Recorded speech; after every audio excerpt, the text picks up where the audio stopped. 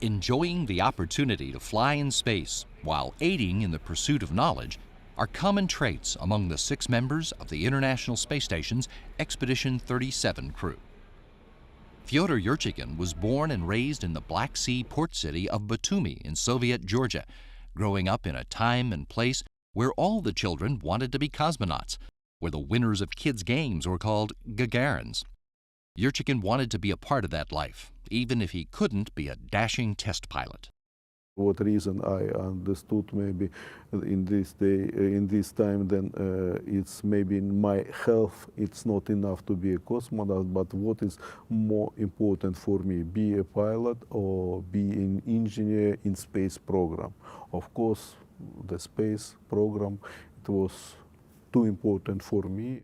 So after high school, Yurchikhin went to the Moscow Aviation Institute, earned a bachelor's degree in mechanical engineering specializing in aerospace vehicles, and went straight to work for the Rocket Space Corporation Energia as an engineer.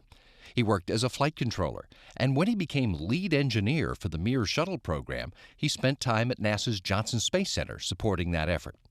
Yurchikhin was selected as an Energia cosmonaut in 1997 and earned a Ph.D. in economics at Moscow Service State University while preparing for his first spaceflight. He was a member of the STS-112 crew that delivered a piece of the station's starboard truss during Expedition 5 in 2002. He returned 5 years later on a Soyuz spacecraft as commander of Expedition 15 and made 3 spacewalks, and followed that with 2 more EVAs as a station flight engineer on Expeditions 24 and 25 in 2010. He believes the station program is paying off in the things we're learning while making the effort, from improving the spacecraft themselves to the tools we develop.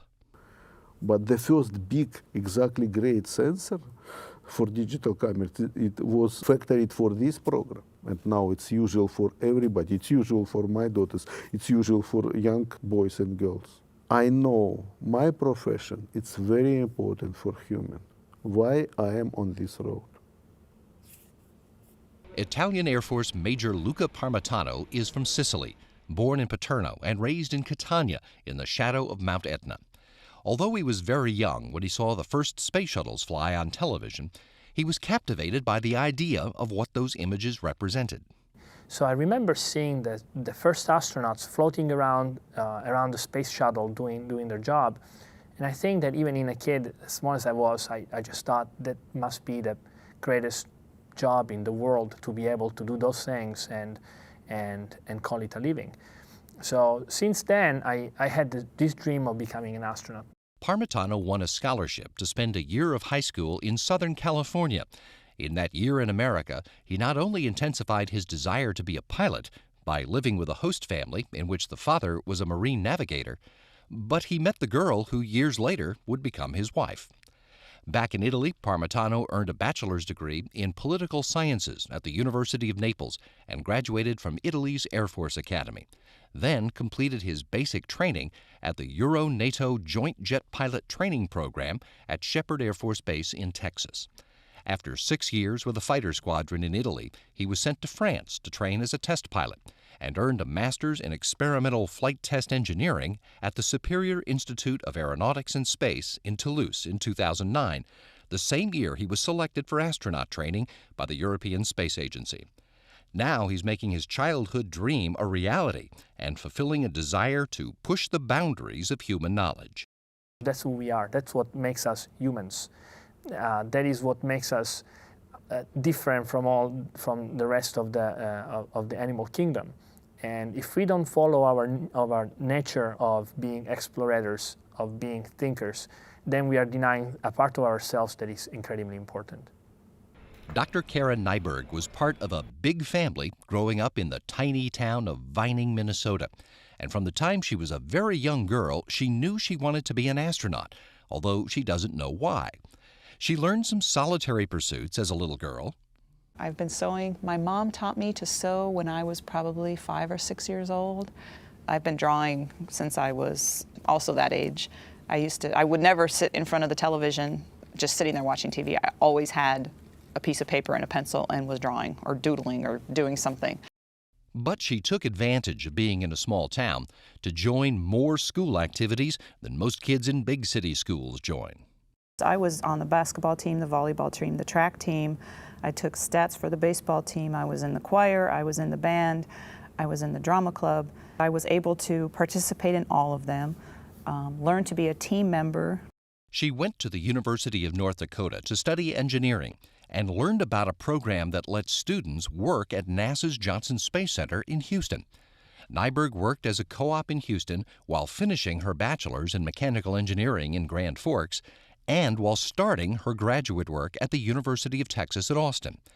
After she finished a master's and a doctorate in mechanical engineering in Austin, she returned to JSC, working full-time in the Crew and Thermal Systems Division for 2 years before she was picked for the astronaut program in 2000, where she met her future husband, fellow astronaut candidate Doug Hurley.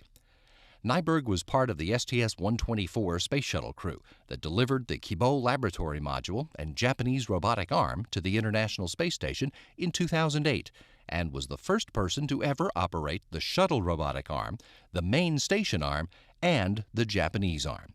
She's confident this mission will appeal to the adventure seeker in today's kids.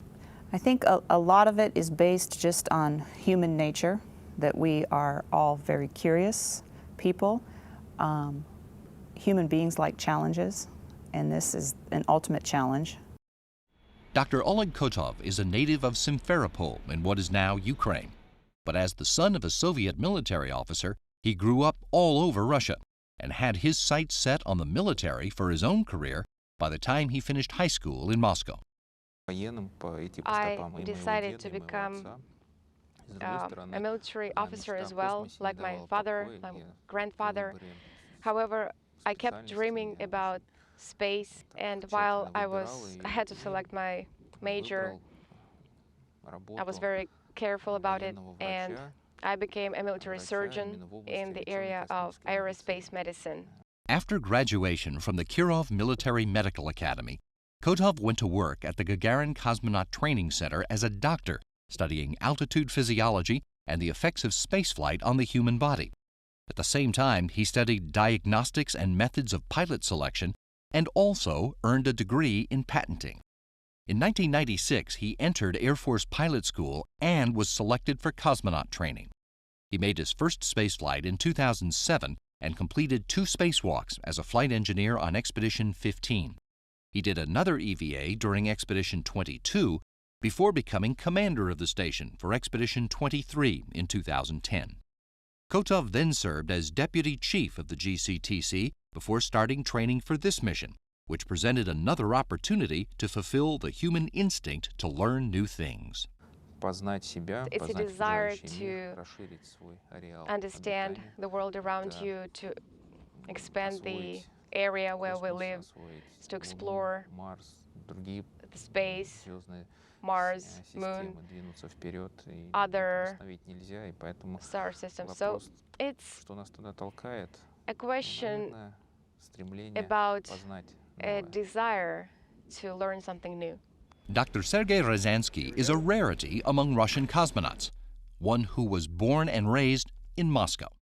As the son of engineers and a grandson of Mikhail Ryazanskiy, a leading Soviet engineer specializing in missile and spacecraft radio guidance, Ryazanskiy had his sights set on a career in science at a young age. When I was a child, I wanted to become a biologist. So I was studying in a specialized school where we were majoring in biology, so I knew that I would be a scientist. I think I knew that since I was in the 6th grade. I knew that I would try to go to the Moscow State University, where he graduated with a degree in biochemistry and went straight to work at the Institute for Biomedical Problems at the Russian Academy of Sciences. His specialization in ways to prevent the adverse effects caused by the absence of gravity got him involved in the space industry and sparked an interest in becoming a cosmonaut himself. In 2003, he was selected to join IBMP's Cosmonaut Corps and completed basic training at the Gagarin Cosmonaut Training Center. In 2006, he earned his doctorate in physiology and space medicine. And in 2009, he was crew commander in a 105-day-long isolation experiment known as Mars 500. By 2010, he was certified as a GCTC test cosmonaut, which he calls the most interesting job in the world because it combines so many things. Anything you can think of is combined by this profession. And being part of this industry is very interesting. You have new technologies, new approaches, and you're always on the edge, so to say. You always know the latest developments. It's very interesting to live this life. It's very interesting to train for this life. That's why I became cosmonaut. U.S. Air Force Colonel Mike Hopkins is from South Central Missouri, born in Lebanon and raised a few miles away on a farm outside Richland. He credits his small-town upbringing for his getting the chance to try everything in high school, not only football and other sports, but all school activities, and for developing his interest in engineering. My father was a pilot in the Marines back in the early 60s. He flew A4s, and so there was aviation in my family. So that certainly piqued my interest in it and my interest in space. My desire to become an astronaut started back in high school. Hopkins headed to the University of Illinois to study aerospace engineering. He also walked on to the football team and ended up as a starter and a team captain by the time he graduated with his bachelor's in aerospace engineering and a commission in the Air Force earned through the ROTC. After finishing a master's in aerospace engineering at Stanford, Hopkins began his Air Force career in a laboratory working on space systems technologies. Then he moved on to become a flight test engineer, even spending time as an exchange officer at the Canadian Flight Test Center in Alberta.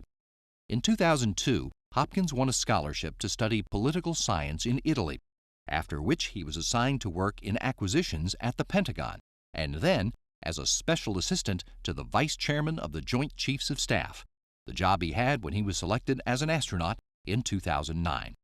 He's the first member of his astronaut class to fly in space, and eager to use his mission to try to help satisfy our desire to learn.